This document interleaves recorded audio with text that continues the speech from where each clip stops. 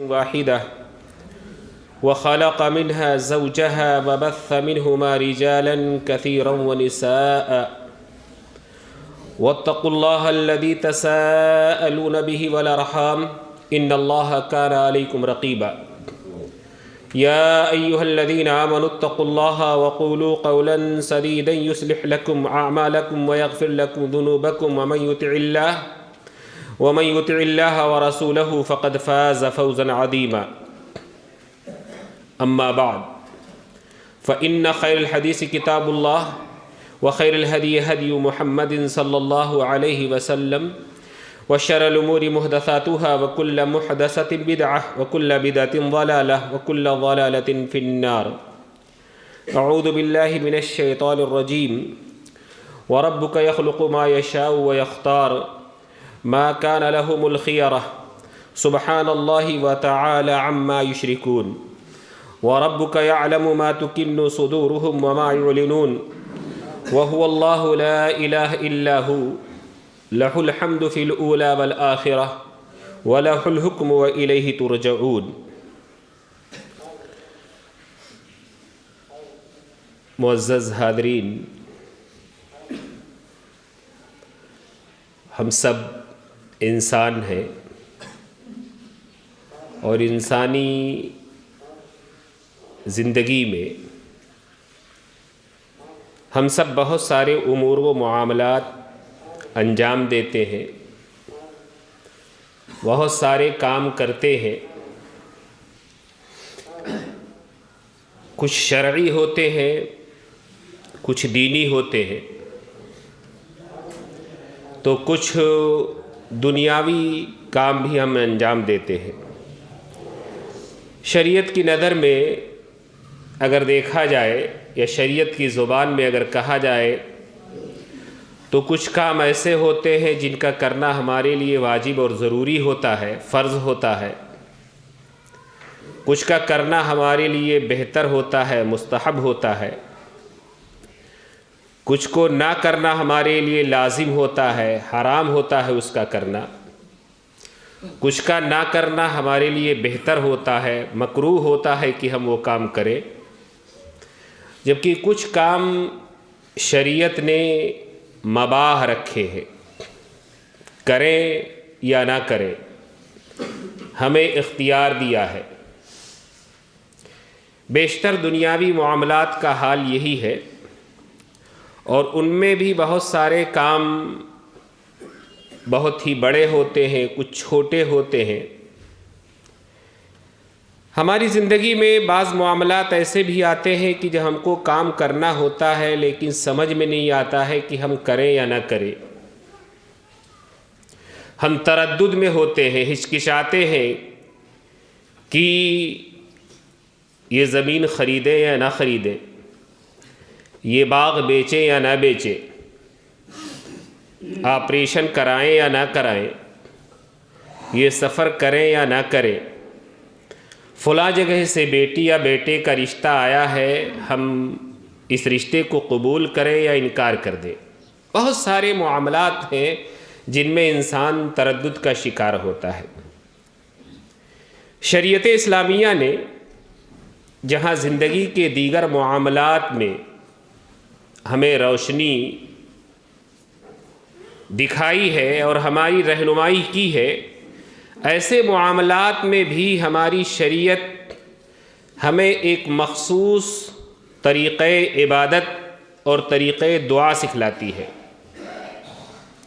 جس کو ہم صلاۃ استخارہ، نماز استخارہ یا دعائے استخارہ کے نام سے جانتے ہیں، اور اگر نہیں جانتے ہیں تو آج جان لیں گے۔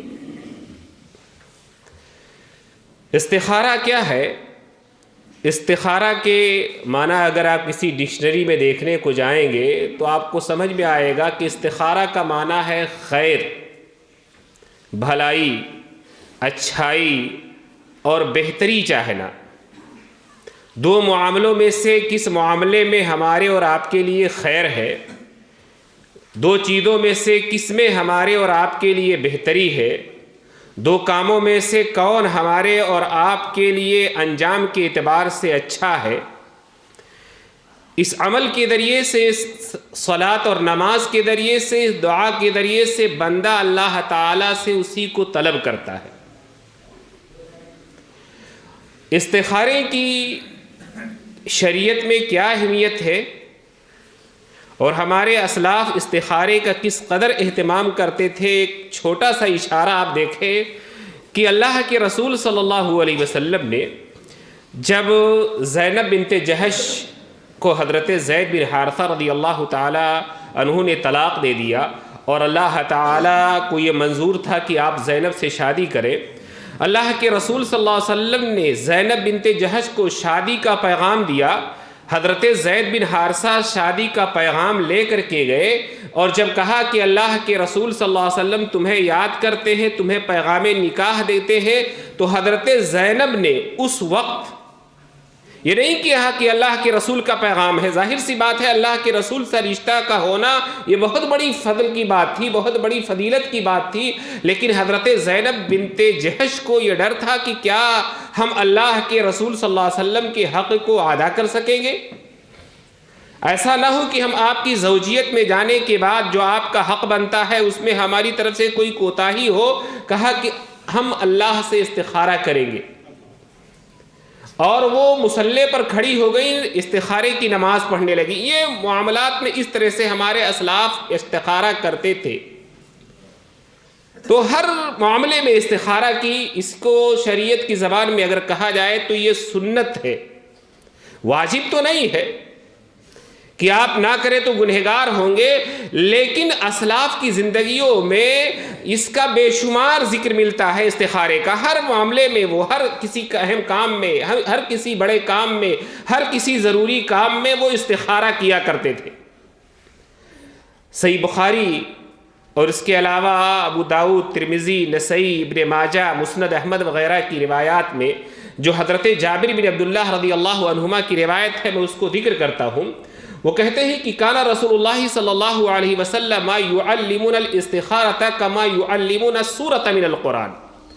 اللہ کے رسول صلی اللہ علیہ وسلم ہمیں نماز استخارہ ایسے ہی سکھلاتے تھے جس طرح سے قرآن کی کوئی آیت اور سورت سکھلاتے۔ اس قدر اہتمام، جس طرح سے قرآن سکھلایا جاتا، اس طرح سے ہمارے اسلاف کے یہاں اور خود اللہ کے رسول صلی اللہ علیہ وسلم اپنے صحابہ کو قرآن کی آیتوں کے سکھلانے کی طرح نماز استخارہ سکھلاتے تھے۔ اس سے تین چیزوں کی طرف اشارہ ہے۔ ایک تو اہتمام، کہ کتنا اہتمام کرتے تھے اللہ کے رسول، جتنا قرآن کا اہتمام کرتے تھے، اور دوسری چیز یہ کہ جس طرح سے نماز کے لیے قرآن ضروری ہے، اسی طرح سے انسان کی زندگی میں صلاۃ استخارہ کی بھی ضرورت ہوتی ہے، اور انسان کو استخارہ کرنا چاہیے۔ اور تیسرے یہ کہ جس طرح سے قرآن میں کمی بیشی، اپنی طرف سے اضافہ یا جدت یا کوئی کمی نہیں کر سکتے، ایسے ہی جو طریقہ اور جو دعا شریعت نے سکھلائی ہے، اس سکھلائی ہوئی دعا میں اور اس طریقے میں انسان اپنی طرف سے ویسے ہی کمی بیشی نہیں کر سکتا جس طرح سے قرآن میں انسان کمی اور بیشی نہیں کر سکتا ہے۔ آپ جب سکھلاتے تھے تو آپ کیا کہتے تھے؟ آپ کہتے تھے کہ انسان اذا ہم احدکم بالامر فلیرکع رکعتین من غیر الفریضۃ ثم لیقل، جب تم میں سے کوئی کسی بھی کام کے کرنے کا ارادہ کرے، کوئی بھی شخص کر سکتا ہے، مرد ہو یا عورت ہو، جب تم میں سے کوئی کسی بھی کام کے کرنے کا ارادہ کرے، وہ کام واجب نہ ہو کیونکہ واجب کا کرنا ضروری ہے، وہ کام حرام نہ ہو کیونکہ حرام کا کرنا آپ کے لیے حرام ہے، یہ جائز اور مباح کاموں کے سلسلے میں شادی کرنا ہے، شادی کرنے کا ارادہ ہے، بزنس شروع کرنا ہے اس کا ارادہ ہے، زمین خریدنی ہے اس کا ارادہ ہے، پراپرٹی بیچنا ہے اس کا ارادہ ہے، کسی سفر پہ جانا ہے اس کا ارادہ ہے، کوئی گاڑی خریدنی ہے اس کا ارادہ ہے، کہیں نکلنا ہے اس کا ارادہ ہے، اور آپ شش و پنج میں ہیں یا آپ شش و پنج میں نہیں ہیں، پھر بھی آپ نے ایک ارادہ کیا لیکن اس میں خیر چاہتے ہیں اللہ تعالیٰ سے، اذا ہم احدکم بالامر، جب بھی تم میں سے کسی کام کا کوئی ارادہ کرے، فلیرکع رکعتین من غیر الفریضہ، تو فرض نمازوں کے علاوہ 2 رکعت نماز پڑھے. فرض نماز نہ ہو، وہ جیسے فجر کی 2 رکعت فرض ہے تو وہ فرض نماز نہ ہو، فرض نماز کے علاوہ کوئی بھی 2 رکعت پڑھے. انسان ممنوع اوقات کو چھوڑ کر کے کسی بھی وقت یہ نماز پڑھ سکتا ہے. ممنوع اوقات فجر کے بعد، عصر کے بعد، سورج چڑھے دوپہر کے وقت، جو ممنوع اوقات ہیں، ان اوقات کو چھوڑ کر کے کسی بھی وقت انسان جو ہے یہ نماز پڑھ سکتا ہے رات اور دن کے حصے میں. تو فلیرکع رکعتین من غیر الفریضہ، تو کوئی بھی 2 رکعت نفل نماز پڑھے گا، پھر اس کے بعد یہ دعا کرے گا. ثم لیقل، پھر 2 رکعت نماز پڑھنے کے بعد وہ دعا کرے گا. انسان دعا کیا کرے گا؟ اللہم انی اسألک استقدرک بقدرتک، اے اللہ میں تجھ سے تیری قدرت کے واسطے سے توفیق اور قدرت کا سوال کرتا ہوں. اے اللہ استخیرک بقدرتک، میں تیری قدرت کے واسطے سے خیر کا طلب کرنے والا ہوں، خیر کا چاہنے والا ہوں. اب یہ ایک انسان ہم نے ارادہ کیا کسی کام کے کرنے کا، اس کام کو کرنا ہے، یہ دعا ہم خود کر سکتے ہیں؟ کیا ایک مسئلہ ہے، اور خصوصاً یہ مسئلہ ہمارے یہاں اس لیے بھی ضروری ہے بتلانا کہ بعض جگہوں پر باقاعدہ استخارہ سینٹر ہے، کچھ لوگ اسی کا دھندہ اور ویوپار کرتے ہیں.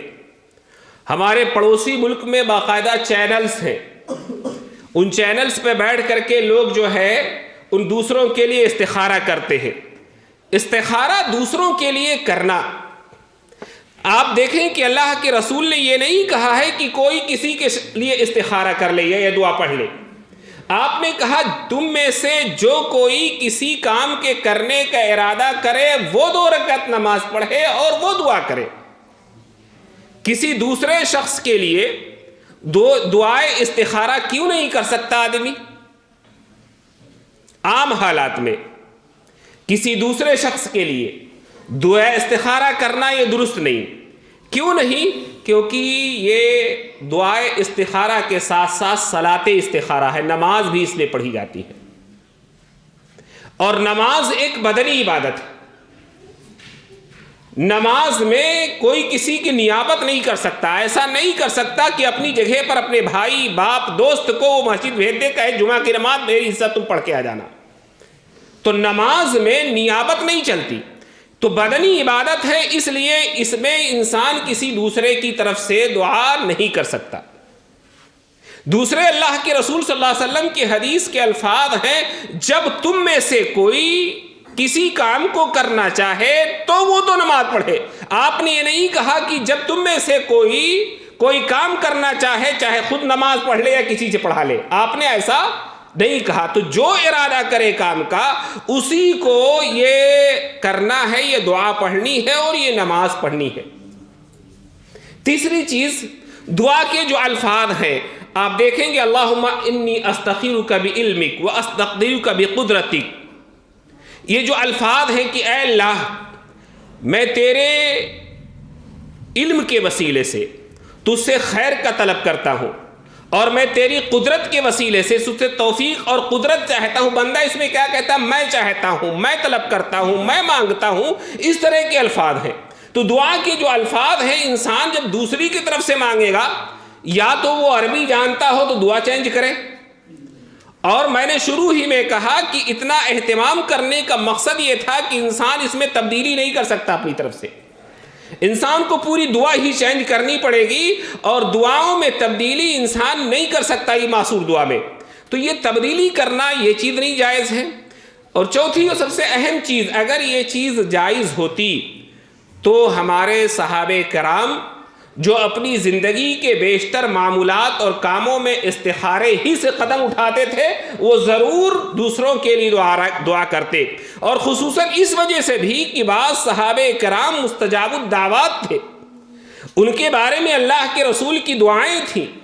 صحابہ کے درمیان، تابعین کے درمیان یہ بات معروف تھی کہ فلاں صحابی کی دعائیں قبول ہوتی ہیں، یہاں تک کہ بد دعائیں بھی. لیکن کبھی ان صحابہ کرام کے پاس کوئی تابعی یا کوئی دوسرا صحابی دعا کرانے کے لیے نہیں گیا. کوئی ابو بکر کے پاس نہیں گیا، کوئی عمر کے پاس نہیں گیا، کوئی عثمان کے پاس نہیں گیا، کوئی علی کے پاس نہیں گیا. تو ان لوگوں کے پاس دوسرے لوگ اپنی دعا استخارہ کرانے کے لیے نہیں جاتے تھے. اس لیے انسان کو خود دعا کرنی ہے، خود دعا کرنی ہے. اللہ یہ کہ وہ شخص دعا کرا سکتا ہے یا اس شخص کے حق میں دعا کی جا سکتی ہے جو عاقل نہ ہو، کسی وجہ سے پاگل ہو گیا ہو، اس کے آپریشن کرنے کا ارادہ ہو. ظاہر سی بات ہے اس کو جب اپنا ہوش نہیں ہے تو وہ اپنے لیے نماز استخارہ یا دعائے استخارہ نہیں کر سکتا. کسی کا ایکسیڈنٹ ہو گیا ہے، وہ کوما میں چلا گیا ہے، اس کے آپریشن کا وقت ہے، ڈاکٹر کہہ رہے ہیں زندگی کا معاملہ ہے، آپ اس پر دستخط کر دیجئے. آپ ڈرتے ہیں کہ ہم اس پر دستخط کیسے کر دیں، پتہ نہیں آپریشن کامیاب ہوتا ہے یا نہیں ہوتا ہے.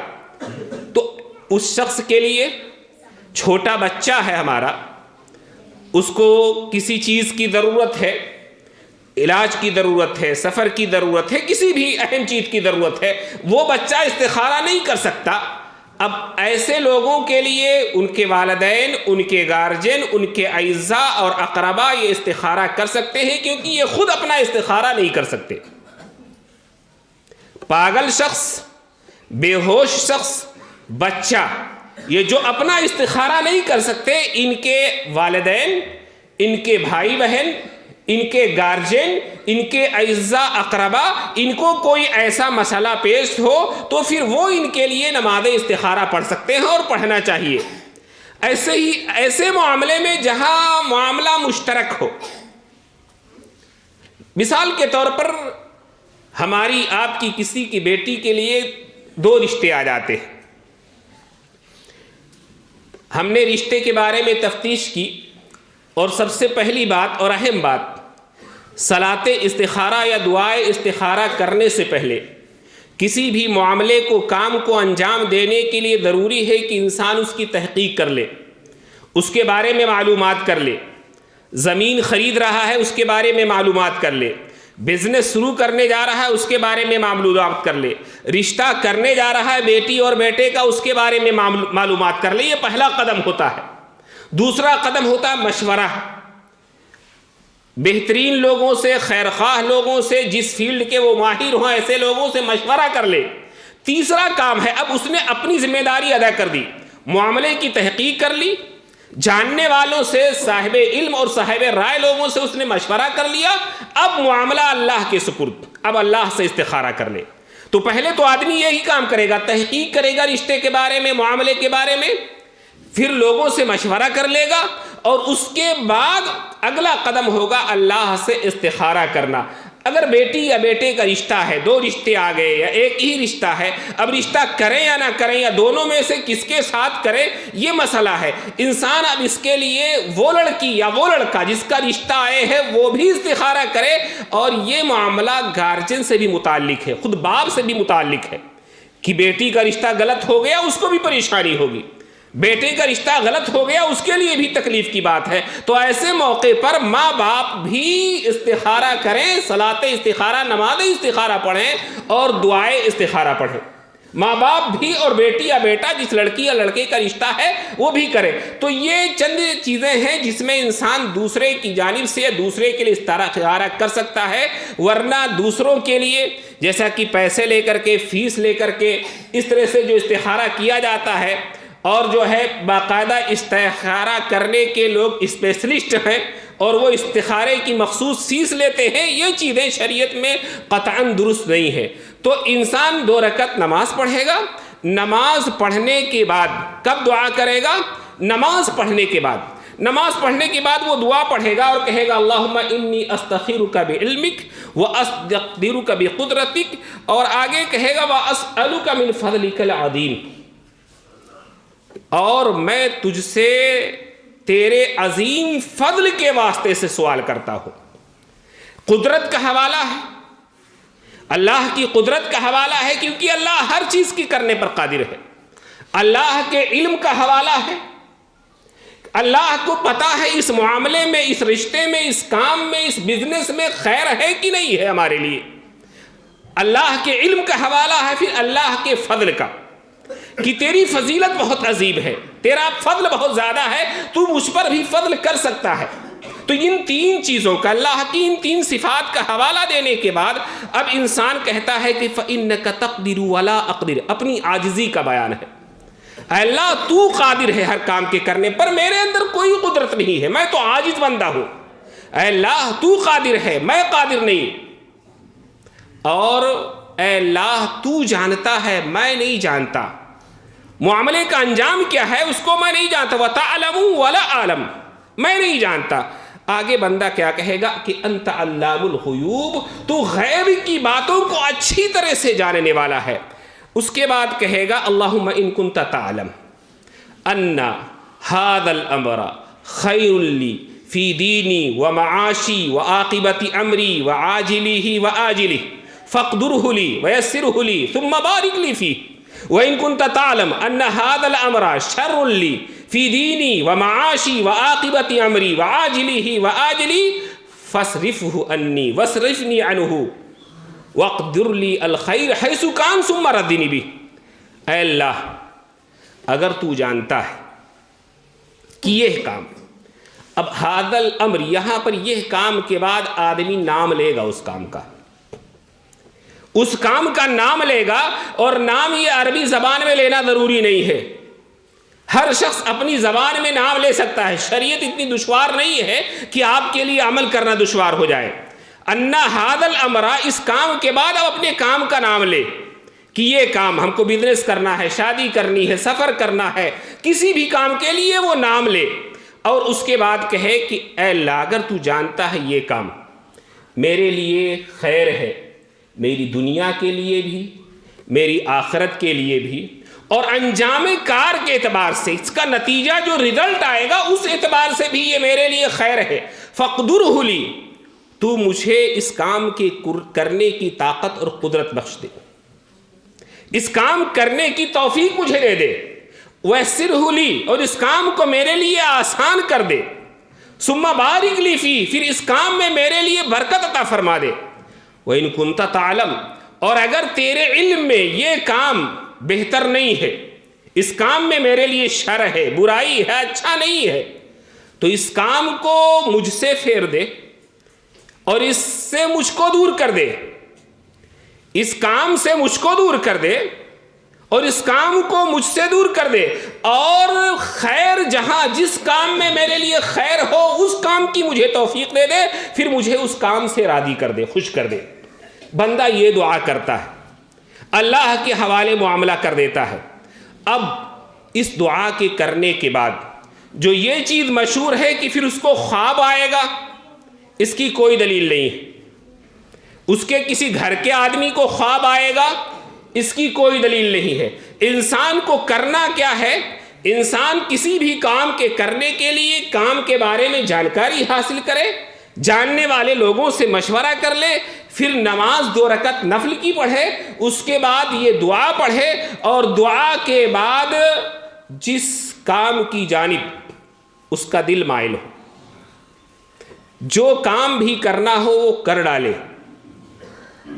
کام کو اب کر ڈالے۔ وہ بندہ خواب کا انتظار نہیں کرے گا کہ کوئی خواب میں آ کر کے بتلائے گا اس کو یہ کام اچھا ہے کر لو، نہیں، اب اس کے بعد جس کام کے کرنے کی طرف اس کا دل مائل ہو کام کو کر ڈالے گا بندہ، اللہ تعالیٰ اس کام میں اس کے لیے خیر پیدا فرما دے گا، اور یا پھر اس کام کو اس کے لیے دشوار کر دے گا کہ کرنا چاہے گا تو کر نہیں پائے گا، کرنا چاہے گا بھی بندہ لیکن اس کام کو کر نہیں پائے گا۔ کبھی کبھی ایسا ہوتا ہے کہ انسان ایک بار دعائے استخارہ اور صلاۃ استخارہ کرتا ہے، کام نہیں بنتا، دوسری بار کرے، تیسری بار کرے، جس طرح سے اللہ کے رسول صلی اللہ علیہ وسلم دعاؤں کے بارے میں آپ سے آتا ہے کہ دعائیں 1 بار 2 بار 3 بار بار بار اللہ تعالیٰ سے مانگے، ایسے ہی استخارہ کا معاملہ بھی ہے۔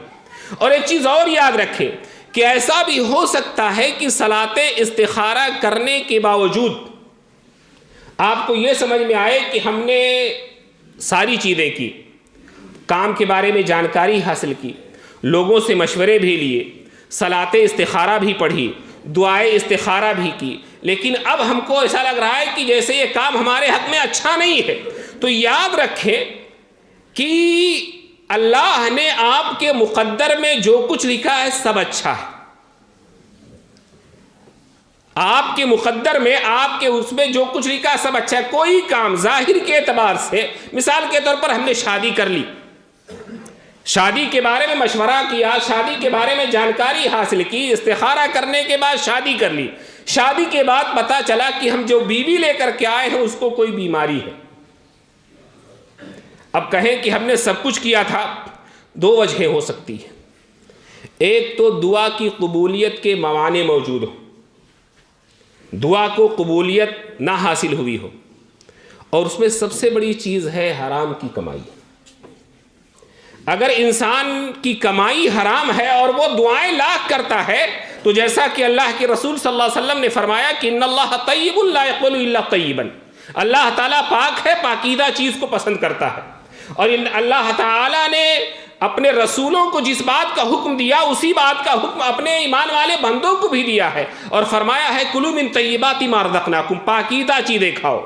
پھر اللہ کے رسول صلی اللہ علیہ وسلم نے ایک شخص کی مثال بیان کی کہ لمبا سفر طے کر کے آتا ہے، ہاتھ اٹھا کر کے دعائیں مانگتا ہے، کہتا ہے یا ربی یا ربی یا ربی، لیکن اس کی دعا قبول نہیں ہوتی ہے۔ کیوں؟ کیونکہ اس کا کھانا حرام، اس کا پینا حرام، اس کا لباس حرام، اس کی غذا حرام۔ تو اگر کسی کی کمائی حرام ہے، اس کا لباس حرام ہے، اس کی غذا حرام ہے، تو وہ صلاۃ استخارہ کرتا رہے، نماز استخارہ کرتا رہے، دعائیں مانگتا رہے، تو موانع موجود ہونے کی وجہ سے کبھی کبھی دعائیں قبول نہیں ہوتی ہیں۔ تو پہلے تو انسان توبہ کرے، حرام کمائی سے اور حرام کھانے سے باز آئے۔ موانع اور بھی ہیں، صرف یہی ایک معنی نہیں ہے، لیکن یہ سب سے بڑا معنی ہے اس زمانے میں کہ لوگوں کی کمائیاں پاکیزہ نہیں ہیں، لوگوں کے ہاں حرام کی کمائی ہے تو دعائیں قبول نہیں ہوتی ہے۔ تو سب سے پہلی چیز یہ کہ اگر انسان کی دعا قبول نہیں ہوتی ہے تو وہ اپنے آپ کے بارے میں سوچے، اس کی کمائی تو پاک ہے، کہیں ایسا تو نہیں کہ اس کی کمائی ہی حرام ہے۔ تو اس وجہ سے بھی کہ دعا کی قبولیت میں کچھ چیزیں رکاوٹ بن رہی ہیں۔ جیسے انسان برائی کو دیکھتا ہے، برائی سے نہیں روکتا، بھلائی سے لوگوں کو دور دیکھتا ہے، بھلائی کرنے کے نہیں کہتا، یہ چیز بھی دعا کی قبولیت میں مانے ہے، یہ چیز بھی دعا کی قبولیت میں مانے ہے۔ تو دعا کی قبولیت کے ممانے ہیں، دعائیں قبول نہیں ہوتی ہیں جن چیزوں سے، صلاۃ استخارہ والی دعا بھی اس کی وجہ سے نہیں قبول ہوگی۔ اور اگر ممانے نہیں ہیں تو پھر ہو سکتا ہے کہ اللہ تعالیٰ نے آپ جس کو برا سمجھتے ہیں اسی میں آپ کے لیے خیر رکھا ہو انجام کے اعتبار سے۔ انجام کے اعتبار سے جیسے میں نے مثال دی کہ بیوی آپ کو مل گئی، وہ بیمار ہے، اب اس کی وجہ سے آپ تکلیف میں ہیں، لیکن ہو سکتا ہے اللہ تعالیٰ نے جنت میں آپ کے لیے جو اونچا مقام رکھا ہے، آپ کے اعمال وہاں تک نہیں لے جا سکتے، اس بیوی کی وجہ سے، اس کی بد اخلاقی کی وجہ سے، یا اس کی بیماری کی وجہ سے، یا اس کی جانب سے جو ایذا مل رہی ہے اس کی وجہ سے اللہ تعالیٰ جنت میں بندے کو بلند کرتا ہے، اور یہاں تک کہ بندہ اس مقام کو پہنچ جاتا ہے جو اللہ تعالیٰ نے اس کے مقدر میں لکھ دیا ہے۔ تو بعض چیزیں بظاہر ہم کو نظر آتی ہیں کہ ہمارے لیے بہتر نہیں ہے، لیکن اگر آپ نے صلاۃ استخارہ کیا ہے تو آپ اگر موانع سے نہیں ہے، دعاؤں کو روکنے والی چیزیں نہیں ہے، تو آپ ایمان رکھیں کہ اللہ تعالیٰ نے آپ کے لیے اسی میں خیر رکھا ہے۔ گرچہ وقتی طور پر پریشانی ہے، ہو سکتا ہے ہم نے جو بزنس شروع کیا صلاۃ استخارہ کے بعد، اس بزنس میں ابھی وقتی طور پر ہمیں ناکامی نظر آ رہی ہے، ہمارا بزنس بہت اچھا چل نہیں رہا ہے، ہم پریشان ہو گئے، 1 مہینے میں، 2 مہینے میں، 3 مہینے میں، 4 مہینے میں ہم پریشان ہو رہے ہیں کہ ہمارا بزنس، ہم نے تو ساری معلومات کر لی تھی، لوگوں سے مشورے لے لیے تھے، استخارہ کرنے کے بعد ہم نے یہ کام شروع کیا، لیکن گھاٹے پہ گھاٹا ہوتا جا رہا ہے، گھاٹے پہ گھاٹا ہوتا جا رہا ہے۔ ہو سکتا ہے 4 مہینے، 6 مہینے کے بعد، سال بھر کے بعد آپ کا یہی بزنس آپ کو شہر کا سب سے بڑا بزنس مین بنا دے۔ ہو سکتا ہے کہ آپ 2 مہینے میں تنگ آ کر کے اس بزنس کو چھوڑ ہی دیں، اور اللہ تعالیٰ نے اس بزنس کے علاوہ کہیں اور بزنس میں آپ کے لیے خیر رکھا ہو۔ تو خیر کہاں ہے یہ اللہ تعالیٰ آپ سے بہتر جانتا ہے. وہ علام الغیوب ہے، غیب کی باتوں کی خبر رکھنے والا ہے. آپ کو اس کی قدرت پر ایمان ہے تو آپ اس بات پر بھی ایمان رکھیں کہ اس کے ہر فیصلے میں آپ کے لیے خیر ہے. اللہ تعالیٰ نے آپ کے لیے جہاں بھی خیر رکھا ہوگا وہ خیر آپ کو مل کر کے رہے گا، وہ خیر آپ کو مل کر کے رہے گا. چاہے جہاں ہوگا وہ خیر آپ کو وہ چیز حاصل ہونے والی ہے. دعائے استخارہ انسان کو میرے خیال سے اگر یہاں 100-200 لوگ ہیں تو شاید 10-5 لوگ ہوں جنہوں نے اپنی زندگی میں صلاۃ استخارہ پڑھی ہو. لیکن کیا ہماری زندگی میں ایسے کام نہیں آتے؟ ہمیں سفر نہیں کرنا ہوتا، ہمیں علاج کی ضرورت نہیں پڑتی، ہمیں سے کتنوں کو آپریشن کی ضرورت نہیں پڑتی، خود ہم نے اپنی شادیاں یا اپنے بال بچوں کی شادیاں نہیں کی. ایسے معاملات میں کبھی ہم نے استخارہ کیا، اللہ سے خیر طلب کیا؟ ہم نے نہیں کیا. تو جب ہم خیر نہیں طلب کرتے ہیں پھر کام ہمارے بگڑتے ہیں، کام ہمارے خراب ہوتے ہیں.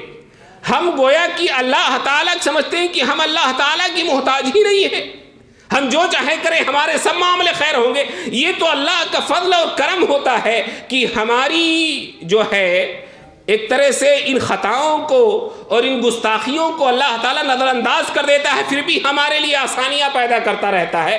ورنہ ہم جس طرح سے اللہ کے سامنے گستاخیاں کرتے ہیں اس پہ تو اللہ تعالیٰ ہماری پکڑ کر لے، ہماری گرفت کر لے. تو اللہ تعالیٰ کے بندوں ضروری ہے کہ ہم اپنے معاملات میں اپنی عاجزی کو اللہ کے سامنے بیان کریں.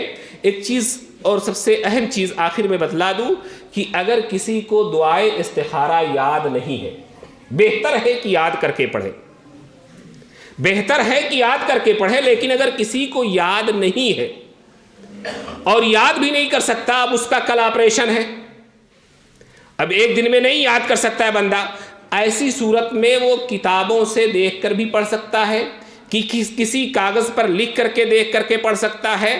اس کے لیے کوئی معنی نہیں ہے. یہاں تک کہ اگر کوئی شخص اس قدر عاجز ہے کہ وہ بالکل دیکھ کر کے پڑھنا بھی نہیں جانتا اور پھر اس کو اتنا موقع بھی نہیں کہ یاد کر سکے، آج اس کا شام میں آپریشن ہے، بندہ جو ہے کیا ہے، ان پڑھ ہے، جاہل ہے، پڑھ نہیں سکتا، تو اس کے لیے یہ بھی اجازت ہے کہ اس کے ساتھ بیٹھ کر کے کوئی وہ دعا کروا دے، یعنی کوئی پڑھے اور ساتھ میں دوسرا بندہ اس کو پڑھے. جیسا کہ اللہ کے رسول اپنے صحابہ کو سکھلاتے تھے ایسے بیٹھ کر کے سکھلا دے. وہ نماز پڑھ لے، نماز کے بعد وہ دعا کے لیے بیٹھے اور دعا کرتے وقت کوئی شخص وہ دعا پہلے پڑھتا جائے اور وہ بندہ اس دعا کو پڑھے. دعا کو کرتے وقت انسان کے اندر عاجزی ہونی چاہیے، انسان کا ذہن اس کام میں کسی طرف میلان نہ رکھتا ہو، پہلے سے رجحان نہ ہو کہ ہمیں یہی کرنا. میلان سے اپنے ذہن کو خالی کر لے، انسان اپنے آپ کو عاجز تصور کرے اور اللہ کے سامنے الہا و زاری ہونی چاہیے. انسان جس طرح سے زبان میں کہتا ہے اللہ تو ہی جانتا ہے، میں نہیں جانتا، تیرے پاس قدرت ہے، میرے پاس کوئی قدرت نہیں، تو اس کے اندر بھی یہ چیز ہونی چاہیے کہ بس اللہ تو ہی اس میں ہمارے لیے خیر کر سکتا ہے، میرے اندر یہ صلاحیت نہیں ہے کہ اس بزنس کو کامیاب کر سکوں، اس رشتے کو کامیاب کر سکوں، اس سفر کو کامیابی سے ہمکنار کر سکوں، تیرا محتاج بندہ ہوں، تو ہی جو کرے گا وہی ہوگا. تو انسان کے اندر عاجزی ہونی چاہیے، اللہ پر توکل ہونا چاہیے کہ اللہ ہی سب کچھ جاننے والا ہے، اور پھر انسان مطمئن ہو جائے. صلاۃ استخارہ پڑھ لیا، دعائے استخارہ کر لیا، اب سمجھ لے کہ اس نے اپنا مقدمہ اللہ کی بارگاہ میں پیش کر دیا، اللہ جو کرے گا وہ خیر کرے گا، کام کو کر ڈالے. پھر اس کے بعد جو بھی اس کے دل میں جدھر بھی اس کا میلان ہو کام کو کر ڈالے، اللہ انشاءاللہ اس کے لیے خیر کرنے والا ہوگا. اللہ تعالیٰ سے دعا ہے کہ اللہ تعالیٰ ہم سب کے امور معاملات کی اصلاح فرما دے. بار الہ ہم سب کے بزنس میں، کاروبار میں، رشتوں میں برکت عطا فرما دے. اللہ تعالیٰ اگر کسی کے معاملات میں کسی طرح سے بگاڑ ہے تو اس کی اصلاح فرما دے۔ بار الہ ہم سب کو تو اپنی رسول کی چھوٹی ہوئی سنت پر عمل کرنے کی توفیق عطا فرما دے۔ اللہ تعالیٰ تو ہم سب کو توفیق دے کہ ہم قرآن و سنت کی معصور دعاؤں کو یاد کریں اور اپنی نمازوں میں اور نمازوں سے باہر ان کی پابندی کرنے کی ہمیں توفیق عطا فرما دے۔ جب تک تو ہمیں زندہ رکھ، اسلام و ایمان پر زندہ رکھ، اور جب ہمارا خاتمہ ہو تو ایمان پر ہو۔ اقول قولی ھذا استغفر اللہ لی ولکم ولسائر المسلمین انہ تعالی جواد کریم بر رؤوف الرحیم۔